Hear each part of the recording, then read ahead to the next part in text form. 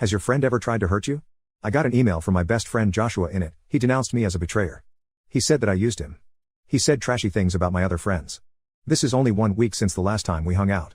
Then he proceeds to accuse me of telling him to put his dog down, which I had no memory of doing. How did I do this? First, because we went to Subway. This meant I was speaking to him in subtext. Whatever that means.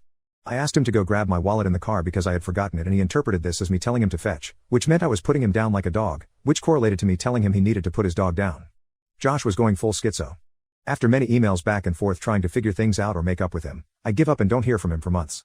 Then at the end of April, there's a knock on the door and there Josh is, wearing a tool belt with a claw hammer on it, claiming the landlord had hired him to fix some broken trim. I don't think we have broken trim, but at the very least thought this was an attempt to reconcile with me via talking and that this was a ploy to see me. I let him in and we went upstairs to the kitchen. I go back to ask my roommate if he's aware of any broken trim. He shakes his head and I head back to the kitchen. I get there and am immediately hit in the back with the claw hammer twice. Once with the claws, the other with the head. I back up against the counter and Josh is waving the hammer in front of me. I start yelling for my roommate to get out here and eventually, he comes out to see this scene. Josh is demanding that I kneel on the ground for the final blow. He is spouting about how he already called the cops on himself, telling me I'm a child abuser, amongst other ranting. My roommate, bless him, somehow convinced my deranged best friend to drop the hammer. I took that opportunity to run to my roommate's room and try to lock the door so I could use the other door in his room to get outside and circle around to the landlord's place to get help. Josh barreled through the door I was trying to lock and then started trying to choke me. My roommate dials 911 but has to come back and try to pull Josh off of me.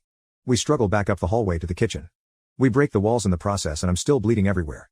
I get loose for a moment and dash down the steps, out the front door, then over to the landlord's door. I open his door without knocking and just as I'm stepping inside, Josh is on me, choking me out from behind. I look to the landlord for help and he goes and grabs his gun, which makes Josh back off of me. My roommate stands between Josh and myself while the landlord goes into my apartment to look at the damage. Josh is telling me that someday I will be trapped in a storage unit being tossed food like an animal, that I'm a child abuser. He tells the landlord that the landlord is harboring a child molester. He's pacing as he's saying this, exactly like a caged big cat, with the same feeling of menace. Meanwhile, the landlord has seen the damage to his apartment unit and comes tearing back outside yelling at Joshua, telling him to throw a punch now that he doesn't have his hammer. Josh is basically pushed off of the property from the force of the landlord's anger. But not before he had the audacity to ask for his hammer back, which my roommate laughingly refused. It being evidence and all. Josh tells the landlord where the cops could find him and walks home. The cops find him exactly where he said he'd be. The aftermath is that I have an aching back for a few weeks, but with no permanent damage. Josh is convicted of aggravated assault and goes to jail.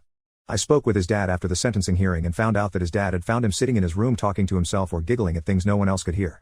He also sat in his front yard for 24 full hours, supposedly waiting for me to come hurt him. When I didn't oblige, he came to get me. I hope he gets the meds he needs, since he's sick and is someone I really cared about. I hope he gets better, but I don't think I could ever trust him again.